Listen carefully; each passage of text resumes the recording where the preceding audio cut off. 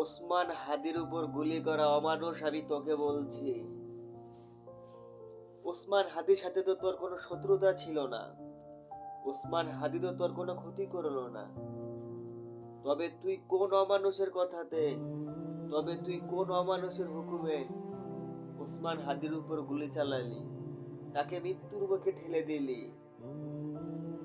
আরে অমানুষ, যাদের কথাতে তুই এই অন্যায়টা করলি তারা তোকে বাঁচাবে না, তারা তোর সাজা ভোগ করবে না, তোর সাজা তোকেই ভোগ করতে হবে। তুই যদি আইনের হাত থেকেও বেঁচে যাস, তুই সাধারণ মানুষের বরদোয়াতে বাঁচবি না। সাধারণ লক্ষ কোটি মানুষের বরদোয়াতে, আল্লাহর গজবে তুই শেষ হয়ে যাবি, ধ্বংস হয়ে যাবি।